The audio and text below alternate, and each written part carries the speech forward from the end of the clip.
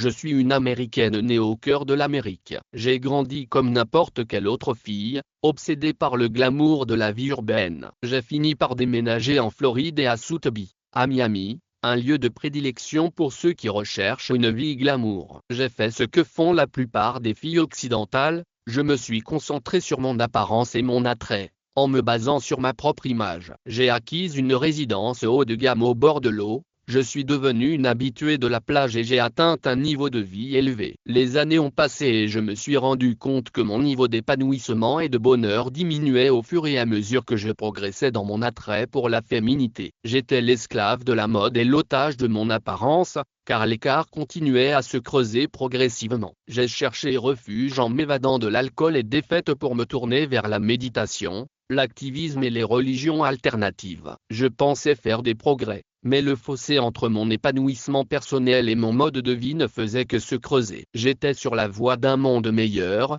mais c'était une impasse. Je recherchais un monde meilleur pour tous, mais j'étais déjà à la croisée des chemins avec un autre activiste qui était déjà à la tête du mouvement. J'ai rejoint les campagnes en cours de mon nouveau mentor, qui comprenait la réforme des élections et les droits civils. Plus important encore, j'ai appris qu'il suffit d'avoir la foi pour voir le monde comme un tout et l'unité de la création. Un jour, j'ai découvert le Saint-Coran, qui fait l'objet de stéréotypes négatifs en Occident. Jusqu'alors, je n'avais connu l'islam qu'à travers les médias, qu'il avait dépeint sous un jour négatif. J'ai d'abord été attiré par le style et l'approche du Coran. Ensuite, j'ai été captivé par sa perspective sur l'existence, la vie, la création et la relation entre le créateur et la création. J'ai trouvé que le Coran était un texte profondément perspicace qui résonnait en moi à un niveau profond. J'ai réalisé que mon nouvel activisme autoréalisateur n'était pas simplement l'adoption d'un système de croyances,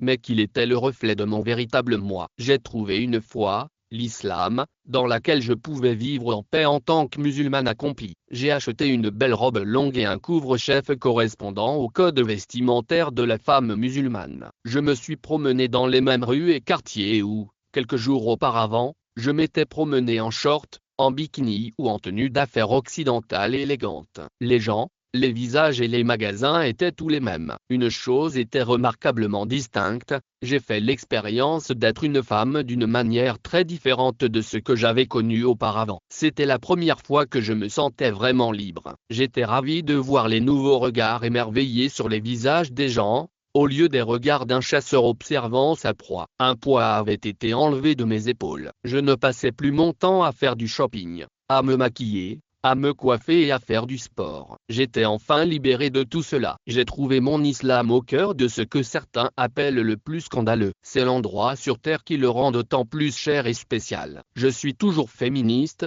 mais je suis aussi musulmane. Nous devons nous battre pour notre droit de porter le hijab et de plaire à notre Créateur. Il est tout aussi important de transmettre notre expérience du hijab à d'autres femmes qui n'ont peut-être jamais eu la chance de comprendre ce que le port du hijab signifie pour nous et pourquoi nous l'embrassons si chèrement, de gré ou de force. Les femmes sont bombardées de styles vestimentaires et de peu de choses pratiquement dans tous les moyens de communication, partout dans le monde. En tant qu'ancienne non-musulmane, je ne le sais que trop bien. Les femmes musulmanes doivent connaître le hijab. Il apporte la paix et le bonheur dans la vie d'une femme. J'en suis la preuve. Le bikini symbolisait ma liberté, mais il ne m'a libéré que de ma spiritualité et de ma véritable valeur en tant qu'être humain. Je suis heureuse de me débarrasser de mon bikini à Sotheby et dans l'Ouest glamour. Je choisis de vivre ma vie en paix avec mon Créateur et j'apprécie de vivre parmi mes semblables en tant que personne digne de ce nom. Le hijab est le nouveau symbole de la libération des femmes. Il permet aux femmes de découvrir qui elles sont,